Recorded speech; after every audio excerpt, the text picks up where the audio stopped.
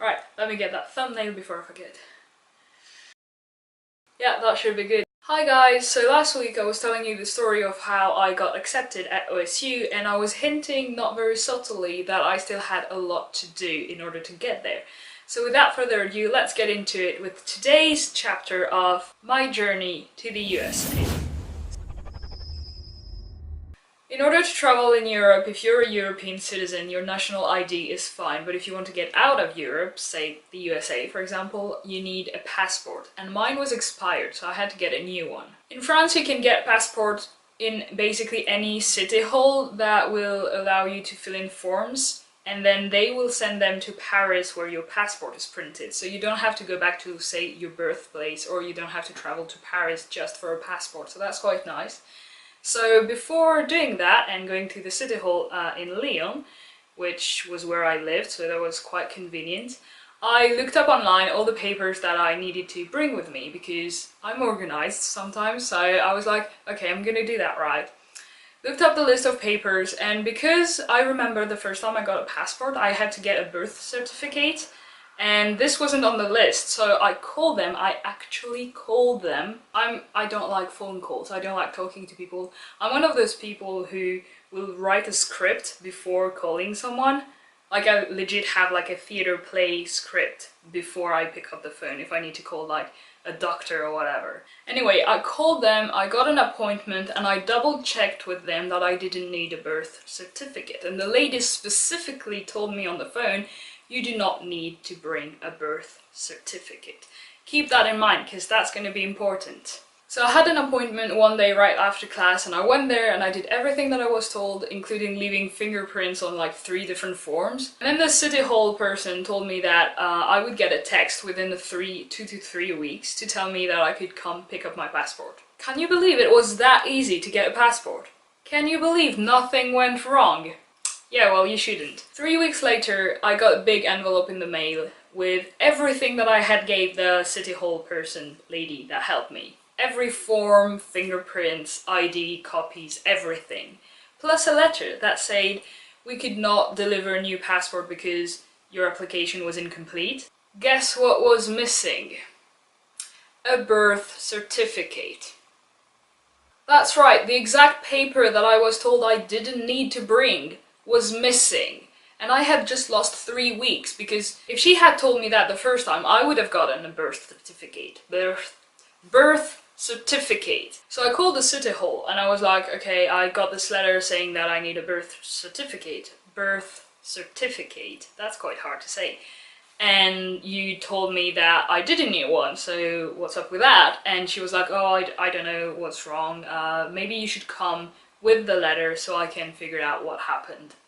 So I did that, got a new appointment, went there like the week after maybe, and she took the letter and said, apparently your birth certificate is missing.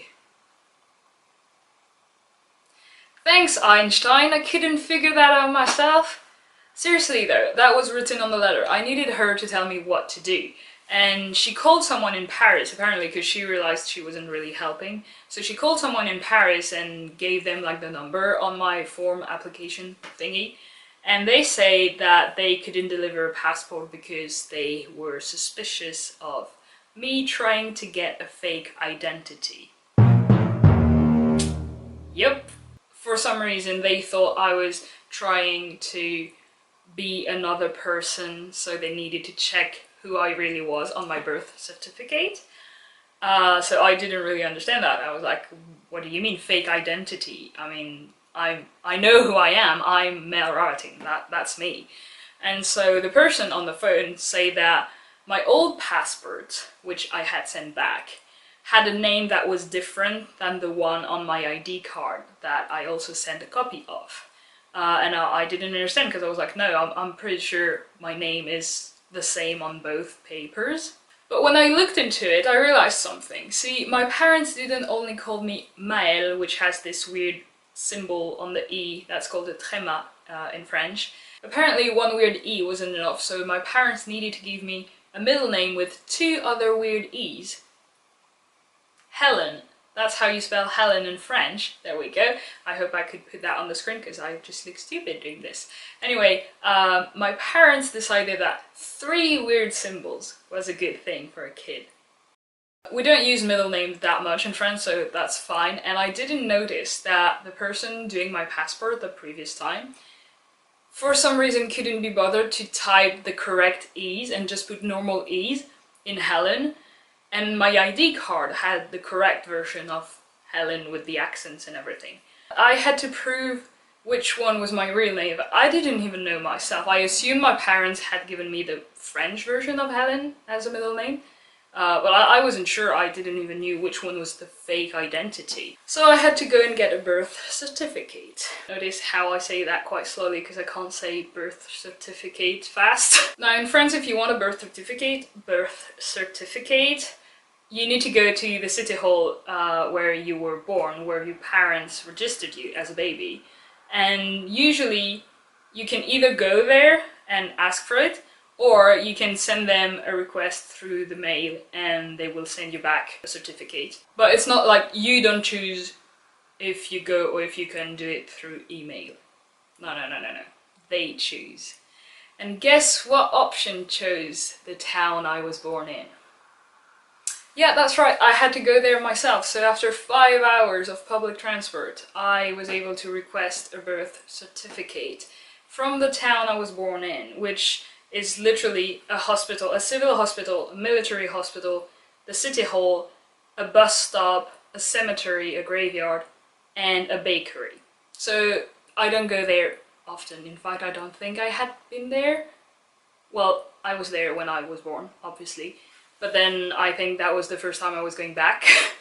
So yeah, that was fun. 5 hours to go there, 5 hours to come back, and I was finally back to Lyon, able to give everything, including that freaking certificate, to the city hall person, and she told me, we'll send them back and you'll get a new passport within 3 weeks.